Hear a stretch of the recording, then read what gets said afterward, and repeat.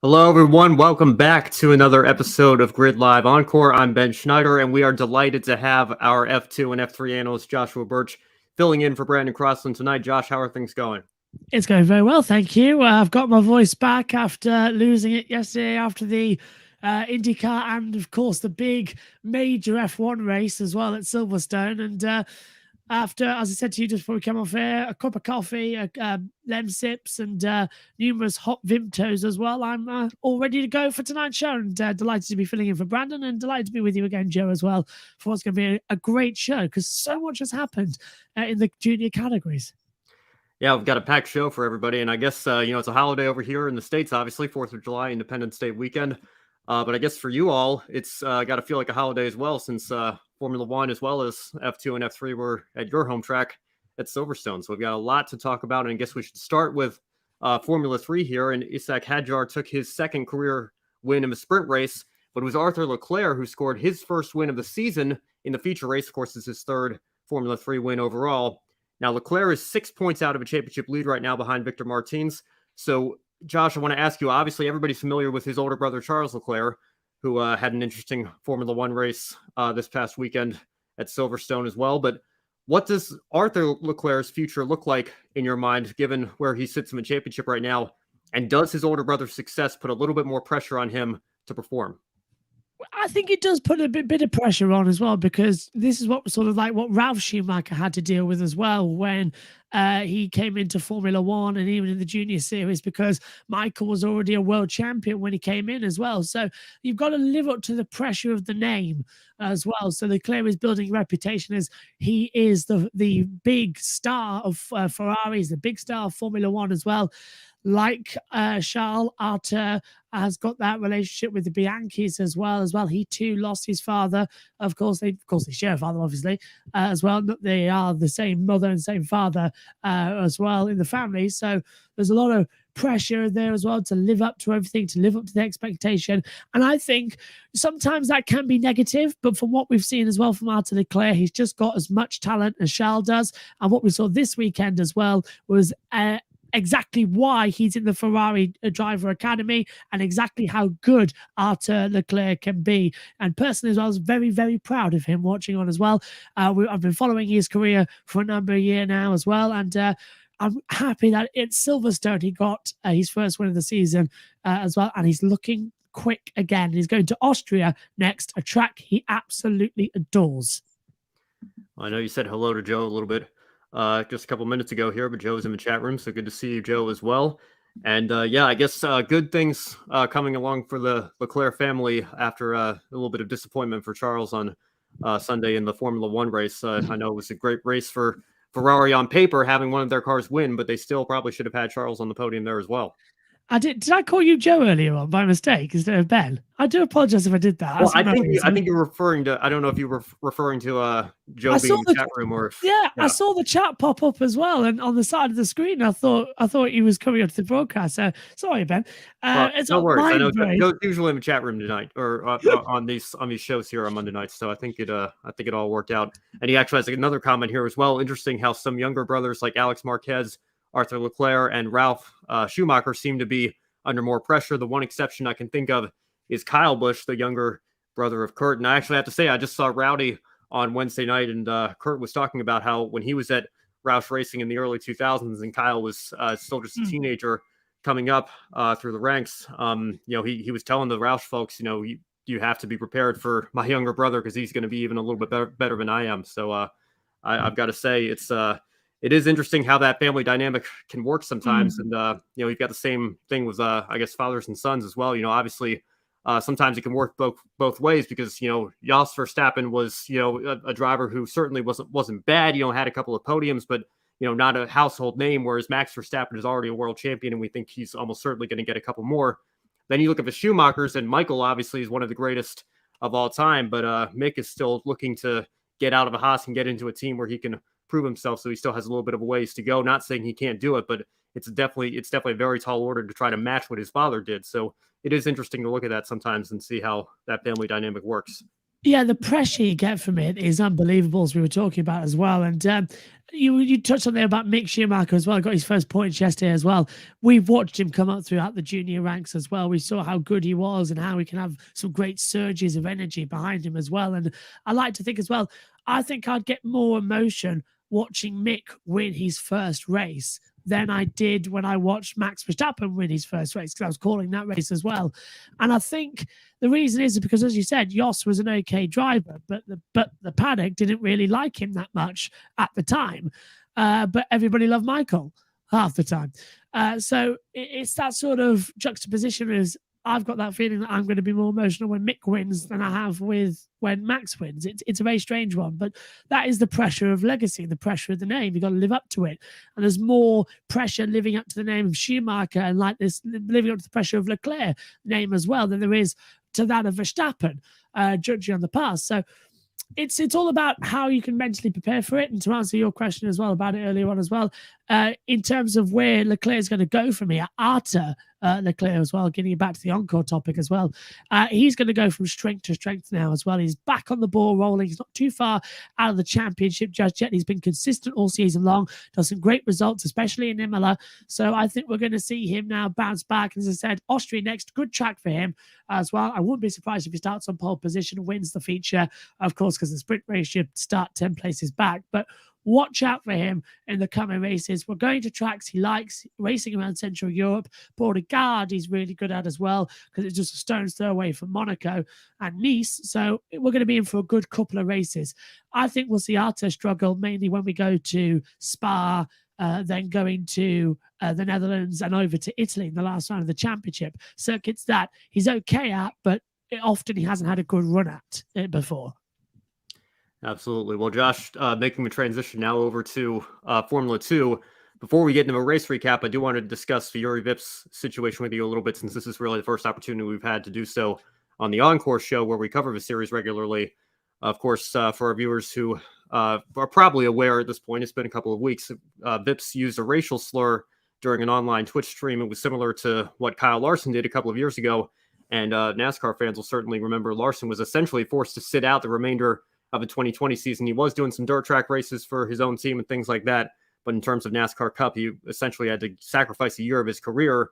And now Larson did take the steps that were asked of him to educate himself and better himself, and obviously has bounced back in a tremendous way, winning the Cup championship.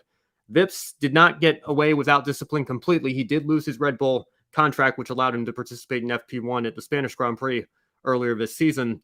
But he was allowed to race this weekend at Silverstone with High Tech and continue his fight for the F2 series. So, Josh, are you surprised that the FIA did not intervene and suspend Vips on their own after High Tech decided not to do so?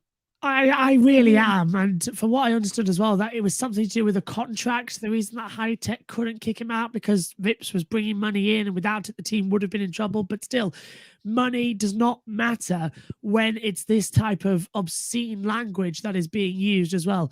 It's the 21st century. We don't need to use racial slurs anymore. We never needed to use them in the beginning anyway. So it's left me with a sour taste in the back of my voice as well. And we saw Vips was leading the feature race as well on Sunday. And I was very vocal during the commentary as well that nobody in the paddock would want him to win this race. And I was secretly as well, I know it sounds awful as a broadcaster, I was really hoping that Vips wasn't going to win, because that does not send out the correct message. We've already had a problem with this message again. Formula One as well, with the Black Lives Matter movement as well, at the beginning of 2020 as well. We had that long COVID break. When it came back in Austria in July, we had all of these fantastic supportive movements as well. We had Project Pit Lane. We had the gestures on the grid as well, drivers taking the knee as well. That wasn't just a show. We had drivers also putting the money where their mouth was as well, as sending money to charities as well, setting up charities with Lewis Hamilton as well, supporting them as well. Sebastian Vettel as well. Look how great he's become, an ally to every cause on the planet as well. Lewis Hamilton as well. Some people say, oh, Lewis is just doing this for the attention. he's generally passionate about Project 44 and Mission 44 as well. The two he set up as well, the Hamilton Commission. So we need to get behind these drivers and support them as well. And for Juri Vips and Nelson Piquet as well to use these slurs as well, it's just absolutely sickening. We saw what happened with Santino Ferrucci when he was kicked out of Formula 2 as well for breaking the rules, hitting his teammate, taking mobile in the phone as well. That was him being excused from the team. The reason that Formula 2 kicked him as well, and he got a ban from FIA European Commission, was because of what happened with his teammate as well. Him and his dad were completely just racially abusing his teammate as well during that year as well. So if that can happen there, why can't it happen with Vips? In my opinion, Vips shouldn't have raced this weekend. He made no apology for, as far as I saw, that actually made a difference. He hasn't changed his attitude in the paddock that much as well. Yes, it may have been a one-time thing, but that's one time that we saw it. He could have said it numerous times. He could have been doing it loads of times. It only takes one time as well. You've got to own up. You've got to apologize, and you've got to show that you mean it as well. In my opinion, Vips hasn't done that this weekend as well. High-Tech's decision to keep him on, whether it was the financial as well, or they couldn't get rid of him in time, shouldn't have happened. They should have kicked him out the car, at least for a weekend.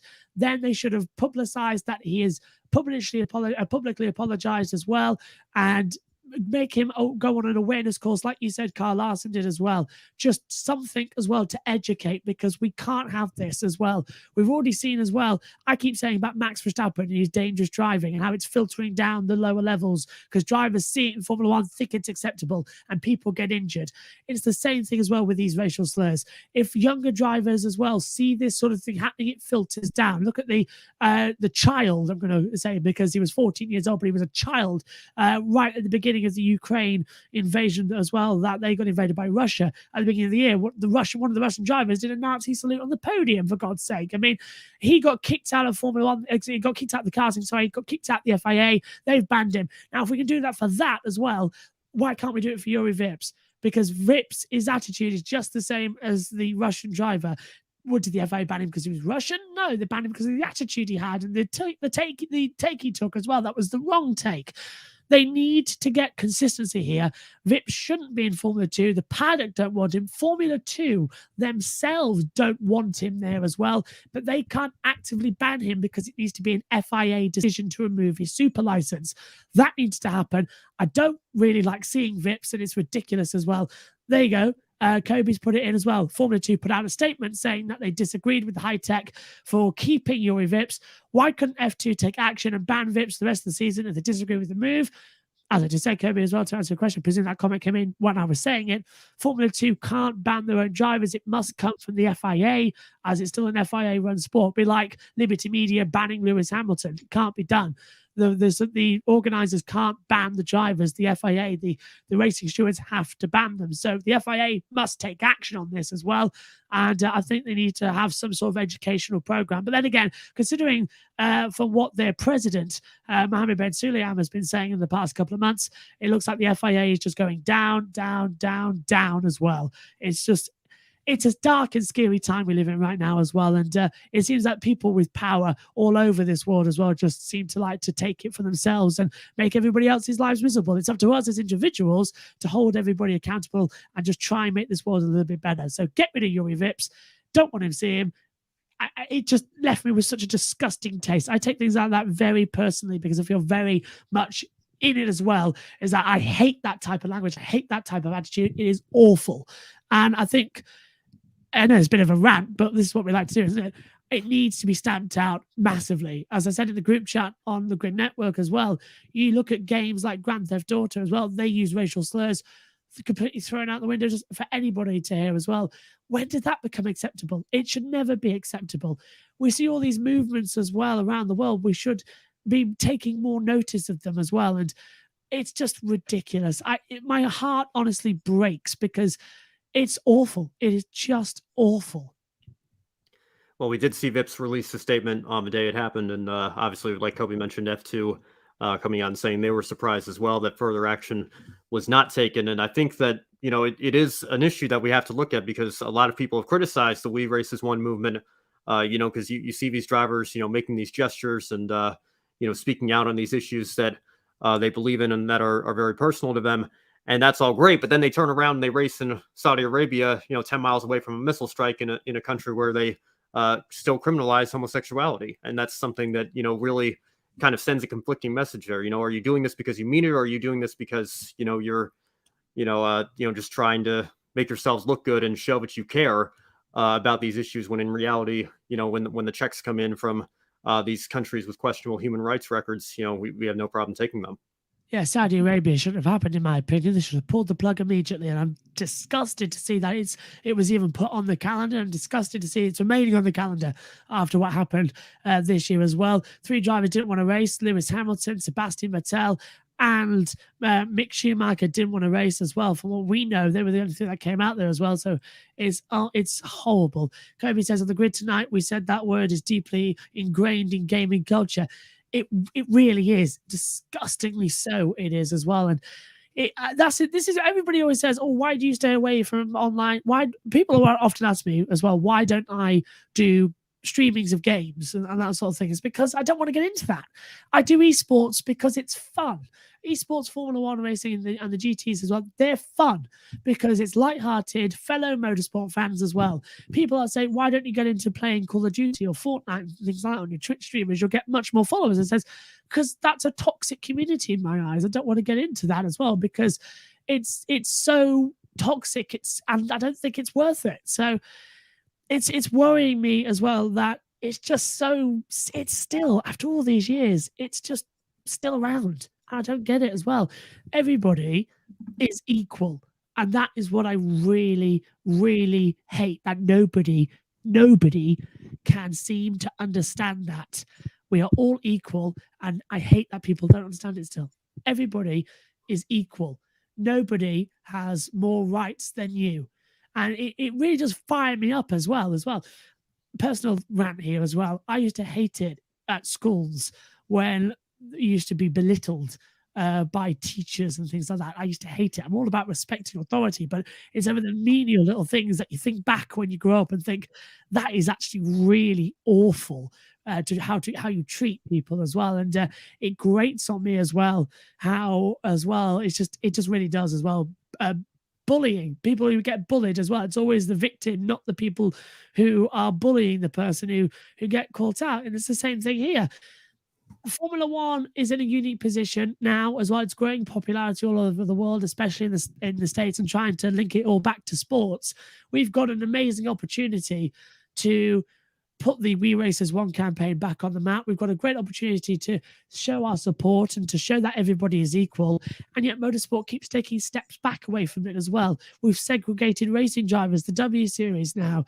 In my opinion, the W Series doesn't work because we've had Jamie Chadwick in there for 3 seasons now. She's won both seasons that we've had of W Series. She's won all 4 races in the 3rd season. She's walking away with it now with over 200 points. Her nearest competitor, I think, is like 70 points back or something. That's a joke. We've got Carmen Jorda on the support role for the FIA Women's Committee, a driver who's won nothing, got no pole positions, no podiums, and says that women should have tried racing in Formula E instead of Formula One because it's less physical. What's all that about? That's not equality. Put Jamie Chadwick on that commission. Jamie Chadwick is fast enough to compete with everybody in Formula One, Formula 2, and Formula 3 as well. She's got that class. There are several other drivers as well around the world that have that ability as well, but we never give them the chance. And it really is annoying. We need equality in motorsport more than ever. And we need it really to be realized all the way around the world. Everybody's equal. Nobody has more rights than anybody else. We've all got the same amount of rights. And I love as well what Natalie Pink was doing because her friend Caroline Flack, of course, unfortunately committed suicide as well due to the horrible abuse she was receiving online and personal trauma in her life as well. One of her sayings as well was just be kind. And be kind as well. That is something I love to say. Just be kind to everybody because it's one life. Don't be evil with it. Just be lovely. Be kind. Help people out. Do the things you're passionate about. Get others involved in your passions as well. Make it a community feeling as well. And just be equal. Be kind. Just be happy. It's as simple as. Amazing points all over. I see we've got some more comments from Joe and Kobe coming in through the chat here, and I think they both agree with you. Jamie Chadwick absolutely deserves a shot, at least in Formula 3, if not Formula 2. come next year with how dominant she's been in that championship. Also, Joe bringing up the point about Saudi Arabia and golf now with the Live Tour. And I've got to say, as a race fan, it's been, obviously I don't think it's healthy for what golf is going through right now, but it is kind of fascinating to watch golf really go through what the kart IRL split was in the mid-90s in real time in an era of social media where you get these live reactions, at an instant. Anybody can go on their cell phone and just type a tweet out and it's amplified the entire world.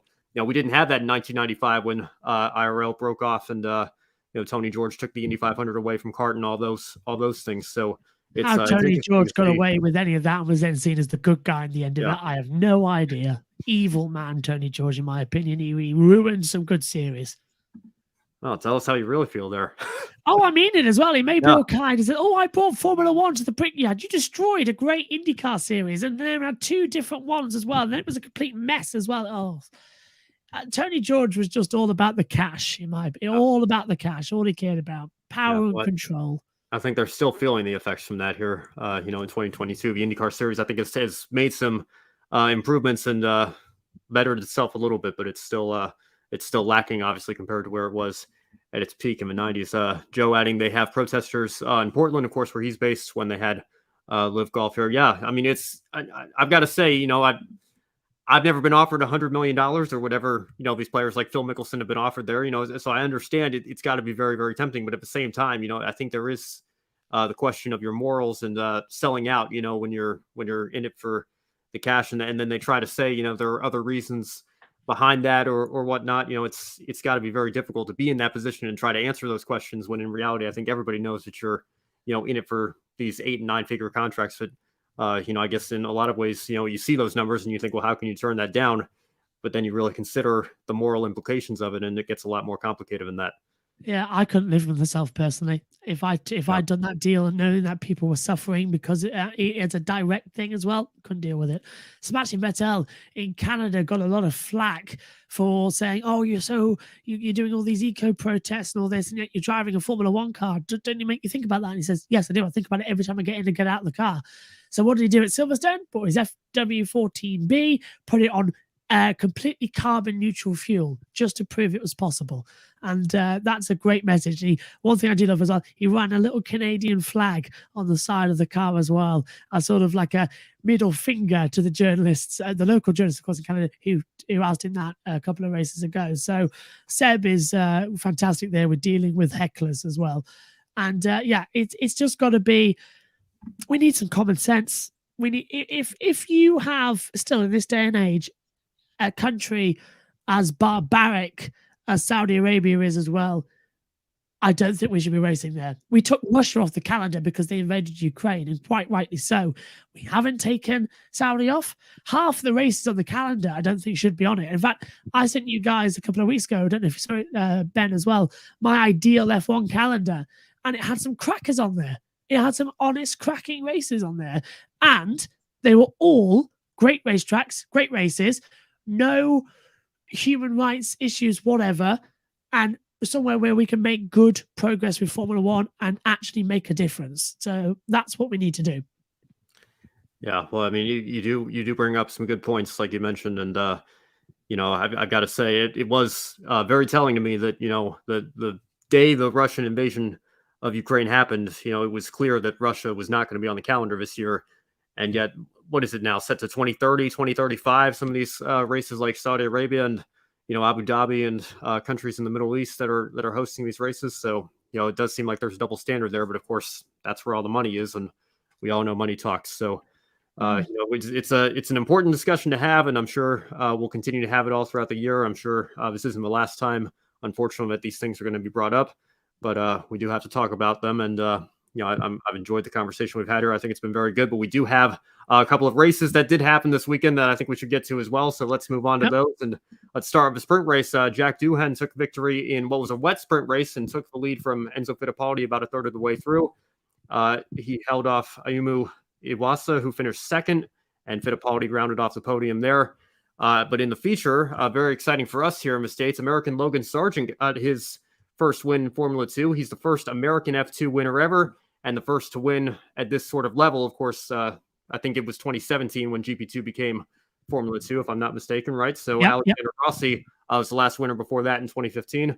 Wonder whatever happened to him. I think he went off to IndyCar. I think he's doing all right there. I think yesterday he was something that he's turned prime boxer, something about that. Well, maybe not yesterday. That's a good point. Yesterday, I think it was a little bit interesting. I'd love to be a fly on the wall in Andretti's team meeting this morning, but yeah, I'd say it turned out all right, relatively speaking, for Alexander with the Indy 500 win the year after that. But Logan Sargent, we know, still has Formula One ambitions. So, I want to ask you, Josh, speaking of Andretti and, all the rumors that are still circulating with Colton Herta, we look at Logan right now. He's third in points and obviously is coming off of some momentum of this win that he just picked up this weekend. So has he overtaken Colton Herta in your mind as the best hope for an American F1 driver?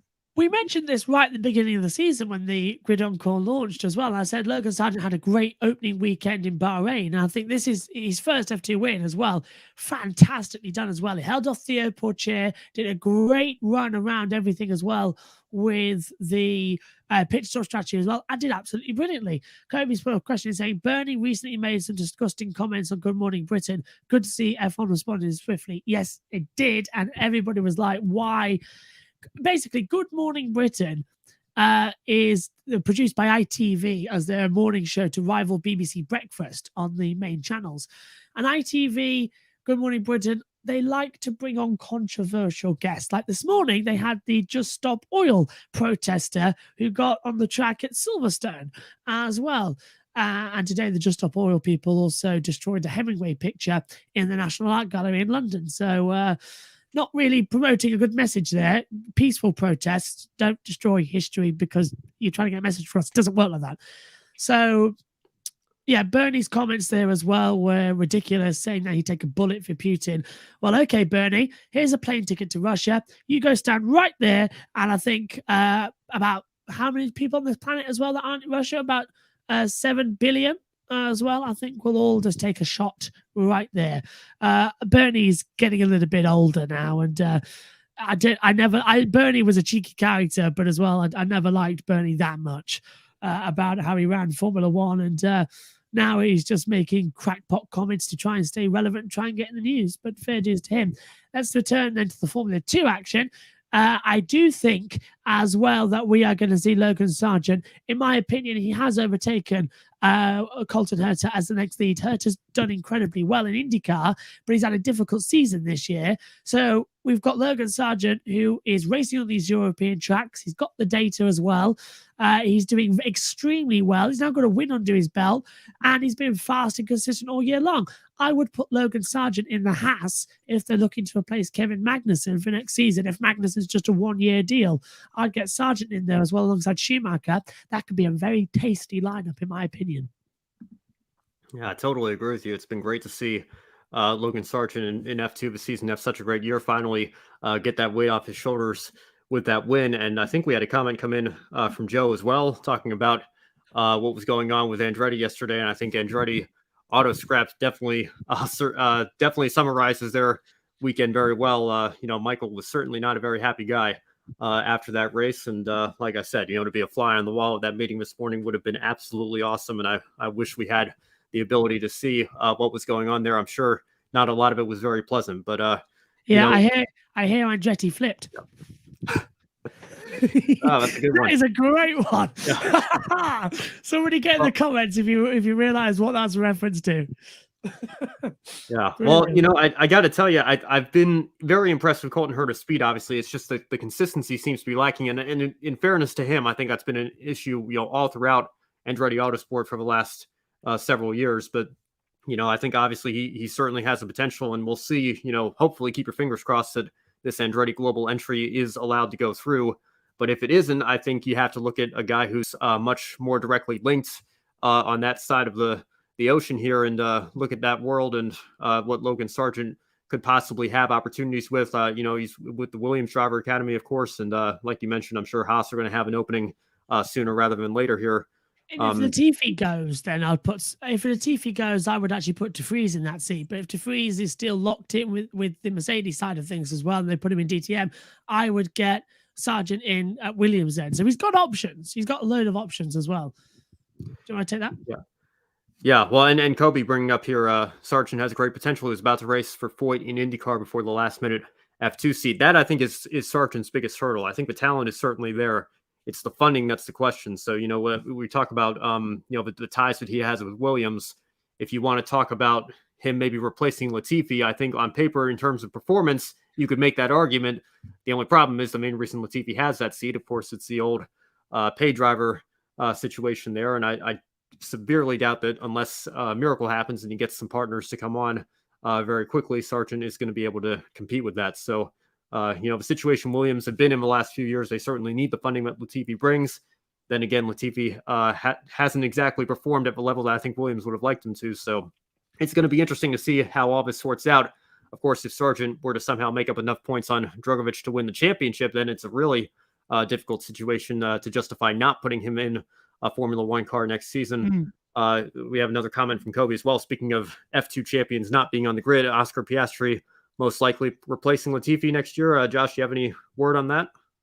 Yeah, Oscar Piastri has been hanging around the seat, but I've heard him more in tune with Alpine if Alonso walks or Esteban walks as well, because I know Esteban's contracted till 2024, but there's always a possibility that they could walk away if there's a better deal elsewhere. Alonso's still umming and ahhing about what he wants to do, so I think Alpine are trying to hold on to him as long as possible, but it's going to be a very tasty. I think we will start to see movement on the driver market just after the end of the European season. So at Italy onwards, we'll start to hear more moves happening and probably announcements around about Japan, about who's moving up the order, who's moving down, and then expect to see more practice time. Because remember, this is still a rule. We're 10 races in. I don't think Mercedes have done it. I don't think Ferrari have done it yet. We're 10 races in, remember. Every single driver must miss a practice session this year to give their car up to a junior driver. That is the rule. So we haven't seen it that much this year. So we're going to have to see it swap up soon. Mercedes are going to have to do it. Red Bull, Ferrari. Red Bull did it as well with VIPs. But still, they've got to do it. So they've got to all give up their car for an hour. So I'd be very interested to see who would be put in the Mercedes and who would be put in the Alpine in the place. Presumably Piastri, I don't know. But that's something that's still to come. So second half of the year is going to be very busy in terms of the practice times and the list of Friday drivers we get published as well. We get the entry list. Then a little line below it says drivers take part in FP1. Usually it's one name. Presumably, it's going to be like 5 or 6 in the next couple of races because they've got to meet that quota of giving up their car. Every driver must miss one session. That is the rule this year. Yeah, well, of course, it's already controversial that Piastri's not on the grid already, and I think some people might be a little annoyed with Fernando Alonso being 40 years old and having been away from the sport for a couple of years, coming back, and you can maybe make the argument that he's taking that seat that Piastri should be in, so we'll see if anything comes of that, if Alonso decides to stay yet again for another year or two, or if Piastri maybe has an opening somewhere else that he can go to. Joe saying, there we go. Looking forward to when the swaps come. Surprised they hadn't done it earlier. Well, we know Red Bull did it with VIPs, but they still have. I think Perez was the one who gave up his seat that so day. Max right? still has to, yeah. Max still has to, and certainly lots of other drivers. So there, in theory, should be several opportunities for these young drivers to get an opportunity behind the wheel of an F1 car for FP1. And we'll see what comes of those and when we get to see those. Hopefully that's an opportunity for somebody like Sargent to get in an F1 car there. And just quick on that, Kubica doesn't count. It must be a driver who's had no previous F1 experience. So that's why Williams can't put Jack Aitken in again, because he's done the Formula One race now. That's right, because Aitken replaced Russell when Russell replaced Hamilton Secure a couple of years ago. Well, it's great to be talking about Sargent and his win finally, but we do have a much bigger story, I think, that came out of that, and it was a story that was brought up as well during the F1 race. We saw the halo tested in the F1 race with Guan Yu Zhou, or is it Zhou Guan Yu, actually? I keep saying Guan Yu Zhou because that's what I heard in F2. But in F2, yeah, Zhou Guan Yu, he switched it around now to the proper Chinese pronunciation. But I was speaking to someone the other day who says we're still pronouncing it wrong as well, that it's still Guan Yu at the end, but it's Zhou Guan Yu, so Zhou Guan Yu. But I'm trying to get that confirmed with him again. But apparently we're mispronouncing it still, and it's not Zhou Guan Yu, it's Zhou Guan Yu or something, or Ho Guan Yu. So so I'm just trying to get that round because David Croft, presumably, he likes saying Joe a lot, doesn't he? Joe Venanzi when it's Gio Venanzi. Right. So Zhou Guan Yu instead of Zhou Guan Yu. So I'll get back to that and let you all know what it is once I speak to this fellow. Yeah, well, we all know who we're talking about here, at least the Alfa Romeo driver, of course. And, Yeah, very the Chinese driver from Sheffield in the UK as well, because he's a Chinese driver, but he was born and raised mainly in Sheffield as well. So he's got a good, strong Sheffield accent as well, which I love, and he's just such a lovely guy. Yeah, well, the most important thing, of course, is that he did walk away from the wreck relatively all right. I know he, had to go get some medical checks and everything, but sent out a very good message. It looks like, generally speaking, he's going to be fine for the future. So great to see there, and a testament to the safety of the F1 cars and the Halo, just as we saw in the F2 race when Roy Nissany collided with Dennis Hauger, and that sent Hauger flying over the sausage curbs, and then he landed on top of Nissany's car. Now, Nissany's been given a 5-place grid penalty for the next round due to causing a collision. So, two-parter question here for you, Josh. First of all, do you agree with the decision to penalize Nissany? But more importantly, as great as the Halo has been, is it time to start looking at modifying the sausage curves at these racetracks? First part of that question, yes, completely right to give a penalty to Roy Nissany because he went off the track at Stowe, came back on the track, and then immediately went aggressively defending against Hauger. He forced Hauger off the track. Hauger broke his front wing, launched over the sausage curb, and right into the side of Nissany in the Halo as he'd continued to go around the corner at Vale. In my opinion, I think Roy Nissany should have been banned from the next race in Austria. It was a reckless move, and even the drivers in the cool-down room said, it's always that guy, isn't it? It's always that guy who causes the accidents. Roy Nissany is a very fast driver. He's a race winner. But my goodness me, is he a bit of a thingy about behind the wheel of a car in a battle. He's worse than Pastor Maldonado at forcing people off the track. So Nissany's got 7 points now on his license. He gets to 12. He'll have a race ban like Cordeal did this weekend, which is why David Beckman was driving. But right decision to penalise Nissany. Disappointed it's just a 5-place grid penalty. I would have given him a race ban for that dangerous driving as well. It could have killed him. It could have killed Hauger as well. I'm delighted they both got out of the car and walked away. A testament to the Halo. And just like I've been saying all season long, even last year at the end of the W Series, when Abby Eaton and Fabian Volveren launched over the sausage curbs at separate parts of the track, Volveren was all right, but Abby Eaton actually broke one of her back vertebrae in her back, spent 6 months in a back brace, healing as well. I don't know why we have sausage curbs. We saw it in Spain, didn't we, as well? Formula 3 cars launching up. They removed it there. I don't know why we have these sausage curbs, because they're just dangerous. They're unnecessary. We don't need them, or as you say, Ben, they're called turtles over there in the States as well. We don't need sausage curbs. We don't need them. They add more danger. They cause severe back problems as well, as we saw with Abby Eaton. Get rid of them. Nobody likes them. They're not there for the motorcycles. Motorcycles hate those because they get launched up in the air and it's just more injury. Get rid of every single sausage curb in the racetracks and throw them out. While you're at them, get them off the roads as well, because they're just more harm than good everywhere. Whoever thought that these sausage curbs, turtles, sleeping policemen, whatever you want to call them, were a good idea is it must have had just power-hungry craziness that wanted to hurt people, because they do more harm than good. Yeah, well, I don't recall us ever talking about them, doing something good for safety reasons. It seems like every time we bring them up, it's because somebody's had a massive accident or they've done more damage than they probably would have sustained otherwise had nothing been there. So if anything, like you said, Josh, I think it does more harm than good. And, as great, just as I was saying on yesterday's show, the wrap-up show, as great as the Halo has been, we can never stop our strive to improve safety in motorsports. And I think something definitely has to be done with these sausage curbs, or, the NASCAR Charlotte Roval fans will probably remember them as turtles, but it's the same sort of idea here, because like you said, they have caused some injuries and some near misses and narrow escapes, and we can't be having that. Yeah, and also it was also behind why Joe flipped over as well. We saw in the replay when he started to turn over, it hit one of the sausage bumps as well. That's what sent it also into a rotation. The load that came through, it shakes everything up like that, and it just unloads the cars. So they need to be got rid of. We don't need rumble strips. We don't need sausage curbs. If you want to stop the drivers going off the track, then put grass there. Not something that is just dangerous and causing problems. And while we're at it as well, that barrier, Joe ended up in between the catch fencing and the barrier. Put a row of tyres there so that doesn't happen, please, because it's just ridiculous. Get these tracks sorted out. Yeah, totally agree. So let's move on now. Let's stay in the open wheel side of things before we move on to the stock car world here. But let's bring up the Indy Lights results here for you all and talk about that race. Hunter McElroy finally took his first win of the season ahead of his Andretti teammate Matthew Brabham. Championship favorite, obviously, at this point is still Linus Lundqvist. He finished third and opened the gap over Stingray Robb, who's second in points. Robb had to settle for fifth, so the gap is now 87 back to him. Now, Ernie Francis Jr. had to settle for 10th for the fourth time in the last 5 races. Every single race this year he's run has finished 7th, between 7th and 10th in the final results.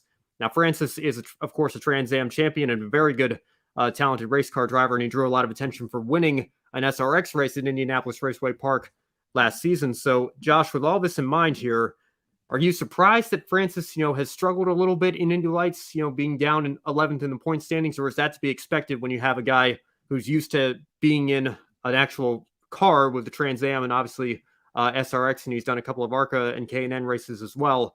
To make the transition to IndyCar, we knew being in an open wheel single seater was going to take some time, so it's just maybe not as much of a surprise as some people might think. Yeah, gone are the days where Sterling Moss could hop around the world as well and get into anything, the same as Jimmy Clark as well. And they could race any car without any problem as well. The machines now are completely different as well. Every single racing series has a different spec of driving as well. It takes time to adjust to them. So I'm not really surprised he's having difficulty adjusting to single seaters. It is a very big difference as well. The pressure on the brakes, for instance, is harder to push in a single seater than it is in a normal stock car. So I'm not surprised at all he's having some difficulties. I am surprised, though, looking at the race yesterday, there was opportunities for him to move up the field with some overtakes, and it didn't happen. He just sort of backed out them a little bit. So maybe he's got to work a bit on his confidence levels of going for those moves in a single seater, working on the way that the brakes work on the car. I think next season he'll do much better, but this year as well, to be in 11th, it's an okay, but ideally I would be, as you say, I would be happy with him finishing inside the top 6 at least as well. 6th or better would be a good first year, coming with such the history he did from the previous series, as he says as well, coming from the what was it you said again? I forgot the name of it now. SRX. SRX, thank you. I was going to say SMX for some reason. So that's a text messaging service. So proves how much my brain is off today still. But yeah, coming from that series with that legacy impact as well, I think he should be aiming for the top 6. How many races left in the Indy Light Series? 4, isn't there? Off the top of my head, maybe 5. Yeah, something like that. I think. Yeah, there's still a handful left. Maybe 6 or a little bit more than that. But yeah, there's still time for him to move up. Then, if it's consistent and getting those points, I think he could. I would be happy with a 6th or better result in the championship. Yeah, well, Kobe, just to circle back here a little bit, asking, is it just me or have we seen more scarier crashes since the Halo and Aero screen have been introduced? And I have to say, I feel the same way. It's amazing to me that, between Ayrton Senna's death in 94, and of course, when the Halo was introduced, Jules Bianchi was the only driver that we lost, because if we look at some of these accidents, you could think that a lot of them would have resulted in much more serious injury or even worse had the Halo or the Aero screen not been there. So it's certainly been a tremendous safety innovation, and we should be thankful for that. Bringing it back to Ernie Francis here, Kobe says, I'd give him another year in Indy Lights, possibly try to get him with a top team before giving up on him. Totally agree. It's far too early to consider doing that. And Joe, similarly, I'd like to see Ernie get a second season. Also, Miles Rowe, 2 wins this weekend down in USF 2000. So a good result and weekend for him as well. It took Brabham a little time to get used to the cars again, and as well back he won in St. Petersburg as well, if I remember correctly. He did, yeah. And even he admitted as well, it took him. He still didn't feel like he was on top of his game as well, and now he's constantly batting for the race wins. So that's good to see as well. As Joe says, there is an Economist study. I hope that is how I pronounced it. Not Anglo-Saxonized it, where you can make cars safer, people take more risk. Yeah, that is the thing, isn't it? I was just thinking, because with the Halo, between 1994 and 2014, we had drivers injured and missing races, of course, but we never had a fatality. Jules Bianchi was the first fatality in 20 years for Formula One. We got lucky on so many occasions as well. Kubica in 07, Ralf Schumacher going in the back of Indy turn 1 as well, going backwards and breaking his back as well. So many incidents that we got lucky on. But since the halo got introduced, Fernando Alonso going over the top of Charles Leclerc. If the halo wasn't there, Charles Leclerc would have been dead. So that's 1.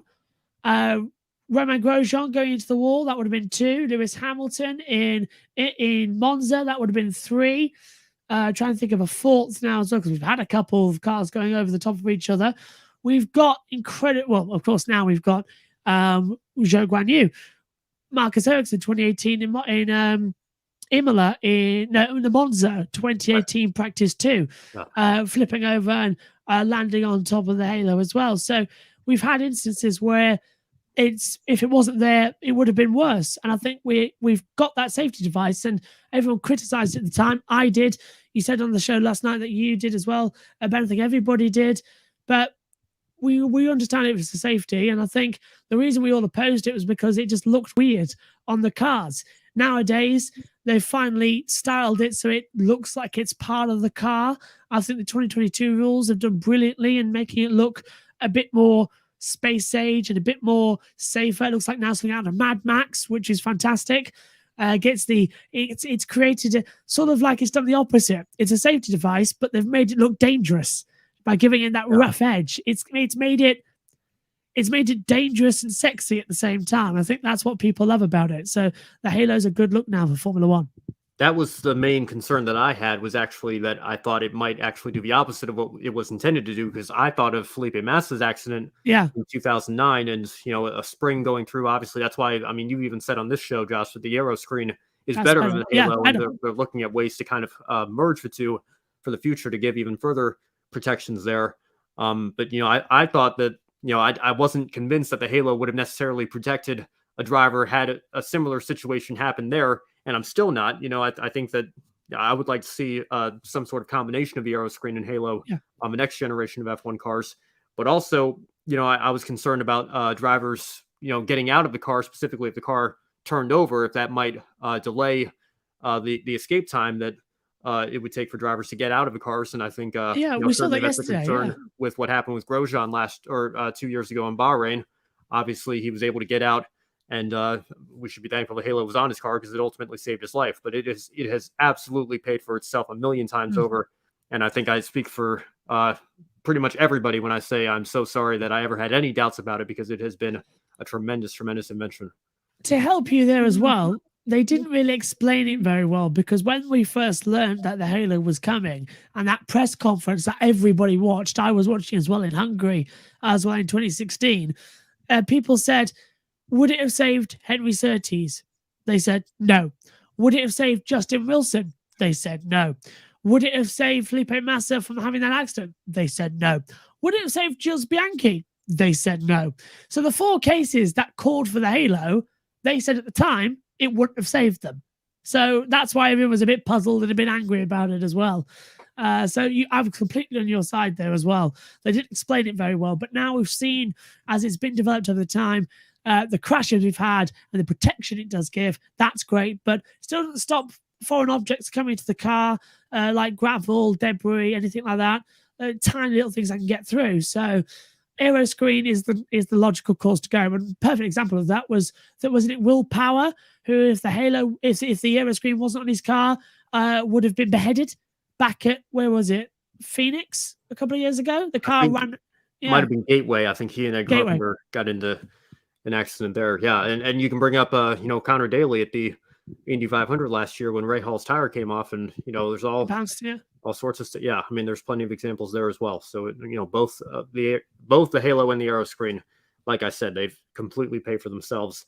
And if they still have any doubters left, I don't even know what to tell you at this point, because you can just take a look at all the real life examples that we have now of injuries that have been saved and lives that have been saved by introducing them. So it's great to see that push for safety. And again, just to circle back a little bit, I hope we see the same thing with the sausage curbs soon, because I think like I said, every time we talk about them, it's usually not in a good light. So we've got some work to do there as well. Before you go on to the ARCA as well, I've just been given a message from Martin Buddles put a tweet out, and somebody's messaged me to say about it as well. At Westminster Cathedral as well, there's been a memorial mass gathering today to celebrate the life of Sir Frank Williams as well. And I think that's a fantastic thing as well. And it's unveiled a new tribute at Silverstone as well, where a graffiti painting has been painted alongside Lewis Hamilton's as well, showing Sir Frank Williams at Silverstone as well. So that's a lovely thing we've heard. And of course, we miss Sir Frank deeply as well. So that's just something to throw in there because I've just got that message and I want to relay it quickly. But over to you, Ben. Thank you, Josh. That's great to hear. And like we said, we'll give a brief update here on the ARCA Menards Series West. Not too much to take away from this race here. Jake Drew, like we mentioned, finally has the weight off his shoulders and has a win under his belt. Well, now he has 3, and he's got 3 in succession, taking the win at Irwindale Speedway on Saturday night ahead of Cole Moore and Trevor Huddleston, making his return to the ARCA Menards Series West, of a track that his father owns and operates. A great run for him in P3. Great to see Jake Finch in the ARCA Menards Series West as well, with a strong 6th place finish, and we'll take you through the rest of the results order very quickly here before we move on to the Xfinity Series, and stay on the lookout for an article coming from me in the next couple of days on Paul Pedroncelli yet again, of course, who runs the second Start and Park car to help fund Paul Pedroncelli Jr.'s main car for that family-run team. And Paul, again, just starting parts and ran a couple of laps there. You see him credited with a 21st place finish. But more on that. Stay tuned to lastcar.info. I'll have something coming for you all very soon on that front. Now, before we get into the Xfinity Series, I do want to flash back a couple of weeks ago, more than a couple of weeks ago, I think a little bit more than a month, to something that Josh, you brought up and have brought up a couple of times when you've been on this program. We're going to talk about it a little bit more when we get into the Xfinity stuff here in just a second, but here's the clip. I think it's about time we ban them outright. This is ridiculous. I mean, this is the junior series as well to the Cup Series. There's still championships in their own right as well. And we've got some great racing in the Xfinity and in the Truck Series.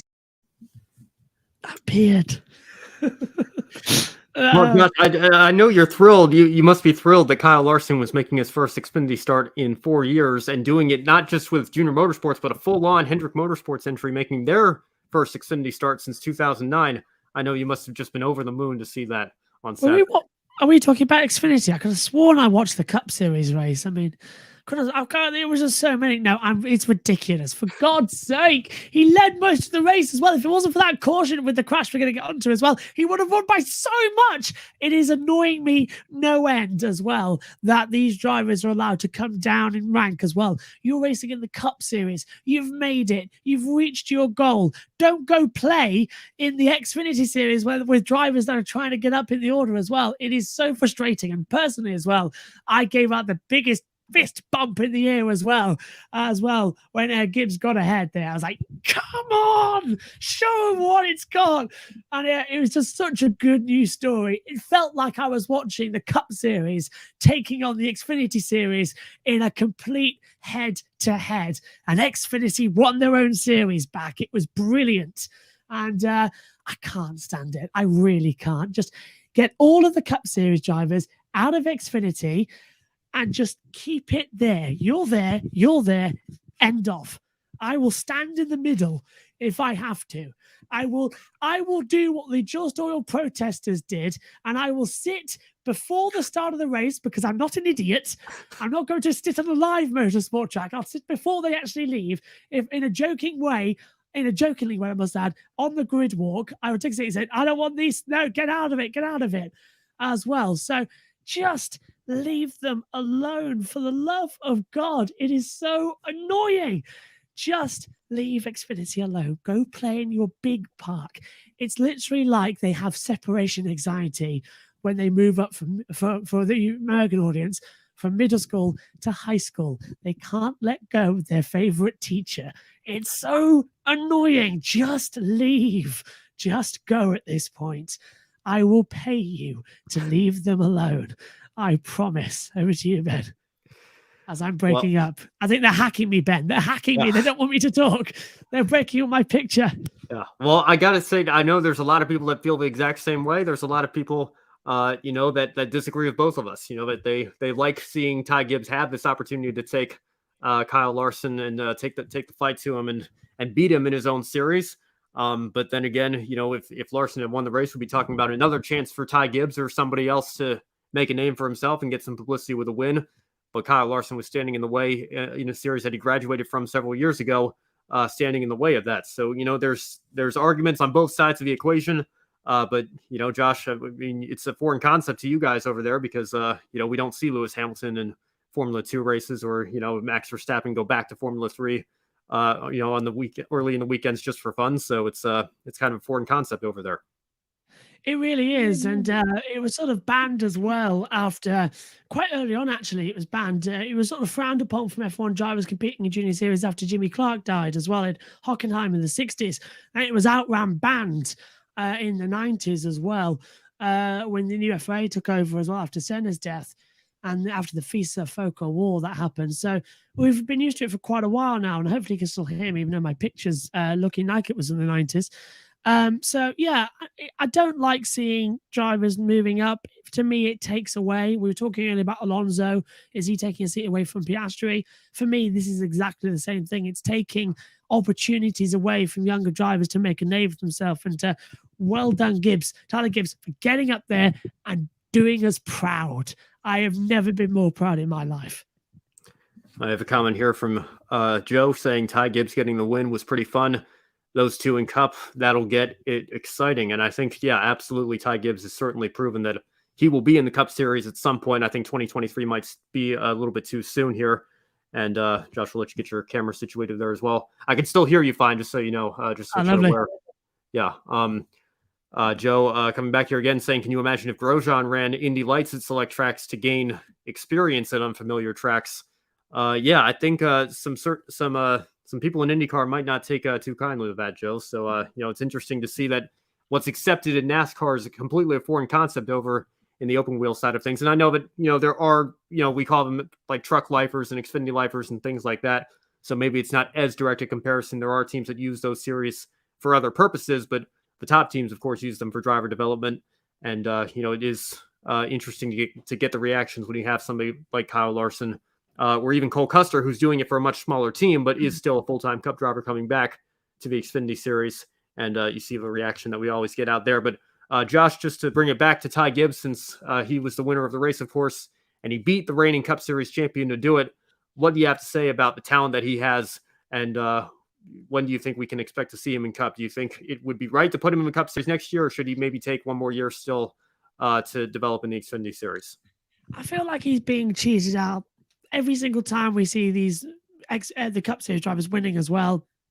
It takes his development back a bit because he's not getting anything from it. He's not learning from anything. I think if throw him in next year, put him in the Cup Series next year. He is ready. He may not think it, but to me, from what I saw with those moves, he's ready for it. Who else would have gone for that last lap maneuver as well? I mean, the last lap felt like it lasted forever. I didn't know Road America was as long as the Nürburgring. It certainly felt like it as well, watching that last lap. But who else would have gone for that move after Larson locked up as well? He went a bit wide, but it's only a narrow track, 30 meters wide as well. And Xfinity cars are quite big. So slipped it up the inside, did a lovely move and held it on for the lap. So he's ready. He is ready.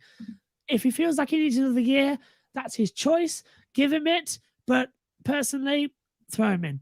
Throw him in right now and watch him dance. He's going to be brilliant in the Cup Series. And I think Kobe put a message on as well saying that he'll be a multiple winner of the championships as well. There you go, multi-time Cup champion. He would be. Of course, he's got to make the playoffs. Oh, yeah. Yeah, well, he does have some maturing to do, I think. And, I think he's only going to get better from here. It's easy to forget. He still hasn't even turned 20 years old. He'll be 20 in October. So, he still has a long way to go in his career, and many wins and championships, I'm sure, are going to be coming his way. And Josh, you have something more to add? Crazy at the Texas races as well that he can't spray the champagne or drink the champagne, but he can shoot the guns as well. So, you can be. How old is it in America to have a gun? I think 18. It's 18. Yeah, 18 for a gun, 18 to vote, 18 for pretty much everything except drinking with champagne is 21. So yeah, I can't remember the last time I had a glass of champagne and thought, oh yeah, I really now feel violent as well. But oh, for God's sake, it's a bit backwards, that isn't it? Yeah, I don't disagree with that at all. I think if you're old enough to serve your country and die in the line of fire and take a bullet for your country, it's absolutely ridiculous that you're not old enough to have a beer. I must admit I'm not much of an alcohol or beer guy myself, but I know a lot of people are, and I think the 21 rule is a little bit silly if we're being honest with each other here. Yes, Kobe I saying, very nice whiskey. Nice whiskey for Sure. me is always a nice way to end a weekend. Yeah, Kobe saying for the moment, JGR plans to keep him in Xfinity next year. At the very least, he should run select Cup races with 2311 Racing next season. But I agree with Josh. He's ready for Cup. And I agree with both of you. You know, he's got nothing left to prove there. He won on his debut, for crying out loud, and has multiple wins to his name already. And I think when you look past Junior Motorsports with how well they've been running the last several races, he has to be the favorite outside of that organization for sure to win a championship. Joe bringing up a good point here as well. Can't rent a car until 25 at a lot of places. Yeah, I mean, again, you know, I can understand where it might be a little bit older than the flat out just driving age, you know, because renting a car does come with added responsibility there. But yeah, 25 again. You know, I just turned 23 years old myself. So, you know, it seems kind of silly that there would be some places that with my clean driving record that I've had for the last 7 years, still wouldn't let me do that for another 2 years after that. So, but let's bring it all back to the Xfinity race here. I know we've got a lot of discussions that we've been having here, and that's been great. But there was a major storyline that came out of the Xfinity race, and that was with Noah Gragson. Now, Gragson appeared to intentionally wreck Sage Karam after the two of them had a bit of a disagreement with each other. Much of the field got caught up in that as well, including Karam's Alpha Prime Racing teammate Josh Bilicki and Brandon Brown, who was noticeably shaken in the accident. And it also took the safety team a while to get over to Brown. Myatt Snyder actually got out of his car first and went to check and see if Brown was okay. But here's what happened on track between Gragson and the rest of them. And that video is from the NASCAR YouTube channel and, of course, NASCAR on NBC. Now, Tommy Joe Martins co-owns Alpha Prime Racing, and both of their cars, of course, got caught up in the accident. He was not very happy on Twitter, saying absolutely on purpose, tagging Kelly Earnhardt and Dale Earnhardt Jr., saying, I'm sure you're embarrassed to even be associated with that. Hard racing and bumping a guy back, I get, but that kind of stuff can hurt someone. It's too much. Now, Kelly Earnhardt did respond and said, I'm not embarrassed. I understand you are upset, rightfully so. Our team will sort it out, what we need to with Noah, and move on. The highs and lows are all part of what we do. Josh, should NASCAR have penalized Gragson for turning in on Karam and wrecking much of the field? Yes, because it's causing a major incident on purpose as well. You've got to leave your ego out of a racing car, no matter how difficult it is as well. You don't do things in the heat of the moment because people get injured, and in the worst situation, people get killed. Yesterday in that Xfinity Series, it was just a disaster. It happened at the wrong part of the track as well, coming out the corner, straight down the straight over the bridge. There was dust everywhere, smoke everywhere. And as the commentator said there as well, you just heard, one of the worst accidents on a road course we've seen in a long time across any of the NASCAR series as well. And I agree with them. The smoke was up, the dust was up, people coming at full speed as well because they couldn't see where the cars were. Even when they slowed down, they were still wrecking with each other as well. That is worthy of a ban, an event ban, as we keep saying as well, because that's a deliberate contact, monetary fine, ban, and as well making him also the team maybe pay for all the repairs as a punishment, because that was on purpose, it was deliberate, and it was ridiculous. And we saw as well Brown struggled to get out of the car for long periods of time, as we were talking about just before we came on air as well. And the safety teams weren't around there for much of it as well. They struggled to get there as well because the track was such a mess and they were too slow, and it's just ridiculous. Just ban him for a race, teach him a lesson, and then just leave your ego off the track. It's harder said than done. Now, Kobe agrees Gragson should have been parked, and to do that on the straight was reckless. One of the fastest parts of a track too. And I want to make sure we drive the point home here, because people always talk about NASCAR being Rubbins racing and boys have at it and cliches like that. It's not unprecedented at all for NASCAR to put their foot down for incidents that are bad enough and blatant enough, and actually take action and suspend a driver, or at the very least park that driver for the remainder of the race. We saw it with Kyle Busch. Again, I mentioned I just went to see Rowdy last week, and they brought up the incident with Hornaday at Texas in a Truck Series race in 2011. And they, of course, suspended Busch for the rest of the weekend there, in addition to obviously parking him for the rest of the truck race. And then you remember Matt Kenseth wrecking Joey Logano. He had to sit out the next two races, in addition to being parked for the rest of that race in Martinsville. And that happened when Logano was leading the race and leading the playoffs and really ruined the rest of his season there. So, like I said, it's not unprecedented. And in those instances, at the bare minimum, you could make the argument Kenseth only wrecked the one guy that he was intending to wreck. Kyle Busch only wrecked the one guy that he was intending to wreck there. Gragson drove straight on into the driver that he was intending to wreck and then destroyed half a dozen cars at minimum in the process at a very dangerous part of a track. So for NASCAR to not take any action in the middle of the race, I did hear that they called him over to the hauler after the race and had a discussion with him. I don't really know how much we can put on that and say that that's actually going to do something for the future. I think it's going to take another incident like this for NASCAR to actually step in and have to actually take some real action and do something here. Because, Noah Gragson obviously is a very talented driver. He's won several races, and a lot of people think he should be in Cup already. But honestly, if you want my opinion on it, this might be one of the reasons why he isn't. Like Ty Gibbs, I think he still has some maturing to do. And, he did own up to it in his post-race interview, but basically said he got tired of being pushed and shoved around. But you cannot turn into somebody on the straight, especially when you're in the middle of a pack and know that several other cars are probably going to get caught up in it. Yeah, it's dangerous. It's reckless as well. And if imagine if he did it on an oval, that was a road course. It was bad enough. If he does it on an oval, for goodness sake, then we talk about the big one, but that could be a huge one as well. And it's ridiculous. It's stupid. And NASCAR probably pulled him in and said, "You're a very naughty boy, but we got some great viewership on the telly, on the USA Network. So well done, but don't do it again." Or the clown attitude they seem to be taking at the moment, as well with the directions of racing. So, yeah, I think they need to ban him for a race and teach him some lessons out there as well. I think the team need to own up and say, look, that's not bad. From what we just see with Kelly Earnhardt there as well, I think that was a bit of a harsh reaction to, I think, what was a very valid point. So, of course, they're going to defend. And I feel a bit embarrassed for Junior, who was calling the race on NBC, to be commentating on that as well with such close ties. Yeah, well, actually, I've got to say, I don't remember Junior being on the Xfinity. Oh, was he not? Oh, I thought it was him. I think it was Jeff Burton. I know they kind of have a similar pitch on their voice there, but I think, to NBC's credit, I think they have, Junior obviously does some of the races for them, but I think this was a big criticism when Jeff Gordon entered the Fox booth because he has ownership interest in Hendrick Motorsports, which makes up 1/10 of the Cup Series field. Dale Jr., obviously, with Junior Motorsports is a similar. It's a similar situation there.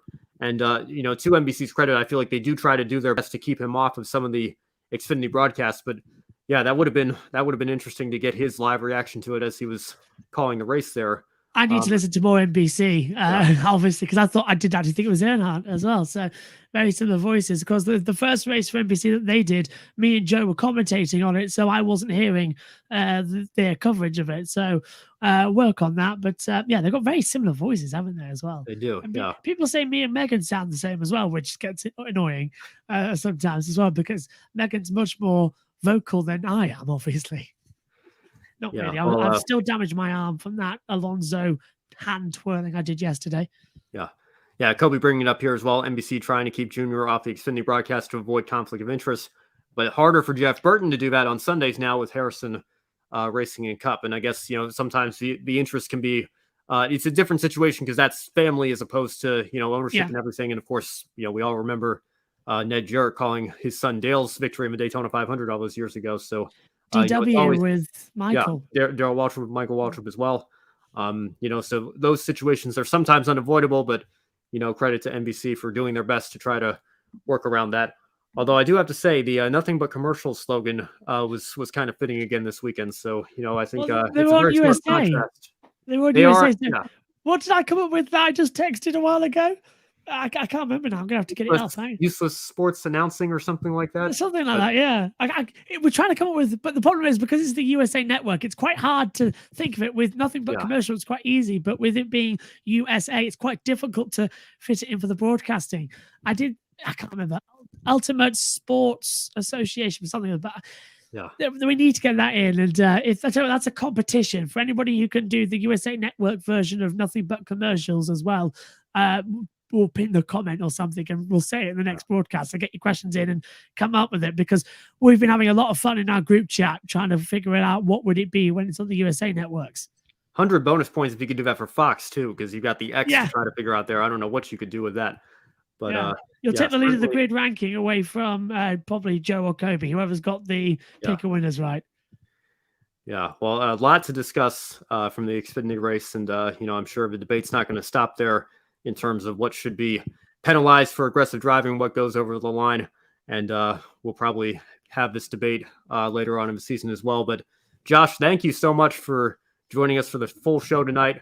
I have to ask you before we close off for tonight, what is your one shining moment from the junior categories of this motorsports weekend? Well, from the junior categories, then I'll go for Logan Sargent taking his first career win. He really impressed me on Saturday and Sunday as well. I look back at the Saturday race. I wasn't commentating on that one. I had to rewatch it later due to Formula E Marrakesh. He was impressive in that one, but he led as well pole position on Friday in very tricky conditions and then took it away from the lead. Was very calm in the strategy in the feature race and took the lead away from Theo Butcher as well. Took the victory. Beautiful race win and definitely a shining star. We don't get many American races over here in Europe, so he's my one shining moment for the Junior Series. And of course, my overall one from both of everything was the halo and the safety teams. Massive respect for everything they've done to save 2 lives this weekend, maybe 3. Yeah.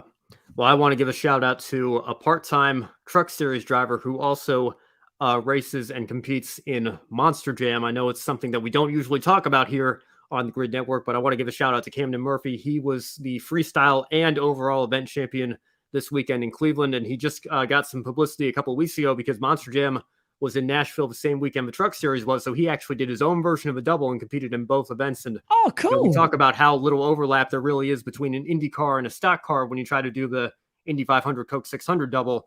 There's even less overlap. You're driving a vehicle. That's pretty much where the similarities end when you talk about Monster Jam there. So hopefully we have some Monster Jam fans as a part of our audience here. I know, a lot of us grew up with it on Speed Channel and continue to try to follow it at least a little bit. But shout out to Camden Murphy for a great weekend for him.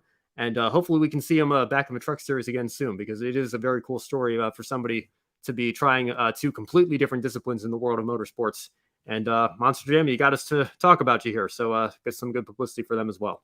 We need a speed channel over here in the UK. We've got Sky Sports F1, which sort of has loads of European races on it as well, and it throws in loads of different things while focusing on Formula One. But in my opinion, we need a separate Sky Sports channel. We've got Sky Sports F1, that's fine. Now we need Sky Sports Motorsport, and we can have every form of motorsport on there as well. Stateside as well, the Asian side of as well, because there's some cracking races in January as well on the Eurasia side and on the Asia side as well. So some perfect racing.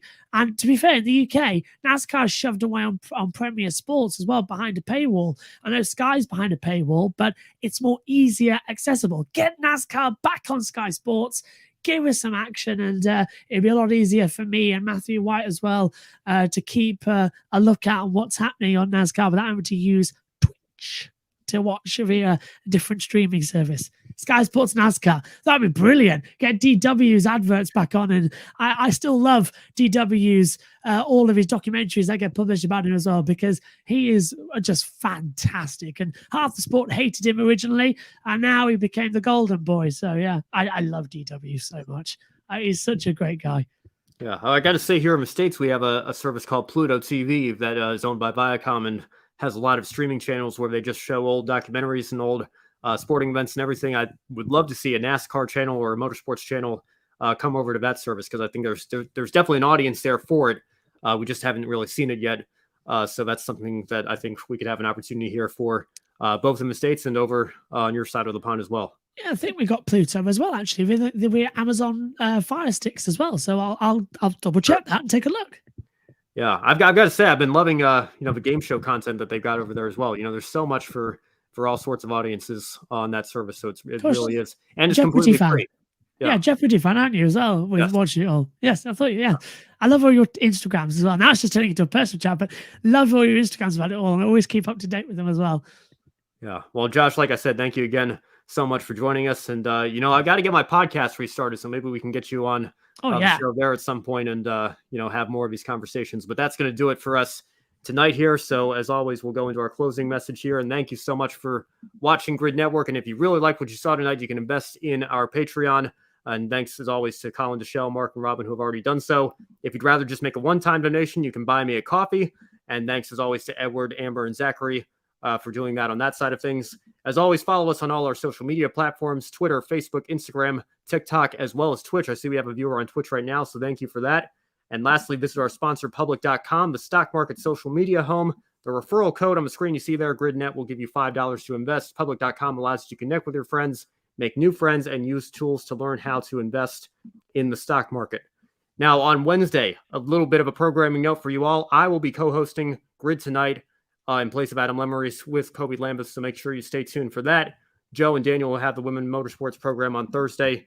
And as always, stay tuned for more Grid Live content as we get through next week and into the motorsports weekend. Josh, any final thoughts before we let you go for the evening?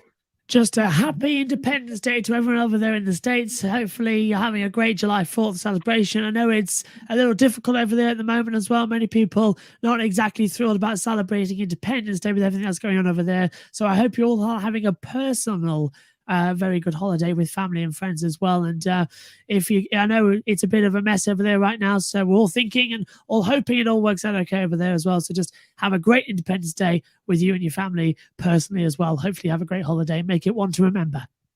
There's a lot going on in the world right now, and certainly here in the States as well, but certainly want to echo that message. Hope that everybody still has little things they can take joy in on this 4th of July and celebrate with your families, because I think, situation can always be worse. I don't want to minimize the hardships that people are going through right now, but we do also have to be thankful for the many blessings that we have in this life and recognize that there are people that aren't quite as fortunate as us.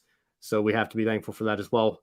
Like I said, Josh, thank you so much. For Joshua Burch, I'm Ben Schneider. Thank you all for watching, and we will see you next time here on Grid Network. Don't be an anonymous investor.